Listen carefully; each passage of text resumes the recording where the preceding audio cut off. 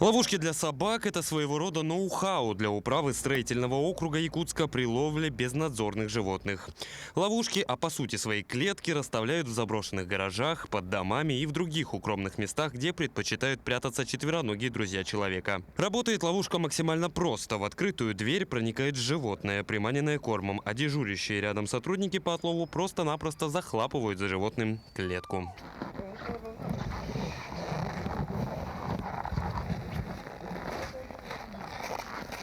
Причем способ этот не только гуманный, так как животное не получает практически никаких травм, но еще и гораздо более эффективный, в отличие от тех же дротиков со снотворным, которые попросту замерзают в нашем суровом климате и не оказывают на животного должного эффекта. В целом, по словам сотрудников управы, заявок на отлов пока немного, опять же, ввиду сильных холодов. Заявки поступают ежедневно. На отлов мы уделяем особое внимание. Да?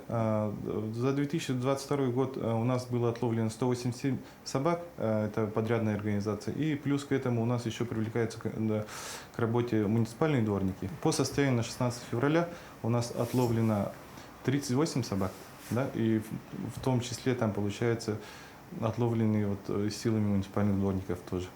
Однако, несмотря на это, сотрудники управы уже начали работу по подготовке к весеннему сезону, который традиционно характеризуется большим числом хвостатых на улицах. В целом процедура стандартная. Всех животных, и бесхозных, и находящихся на самовыгуле, после отлова отправляют в городской пункт передержки животных.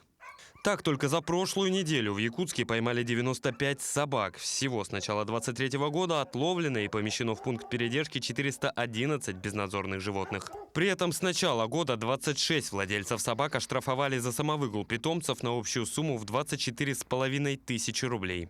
Ну а специалисты в очередной раз отмечают, что в большинстве случаев большое число безнадзорных животных на улицах – это в первую очередь вина тех, кто этих собак когда-то приручил и отпустил на свободу.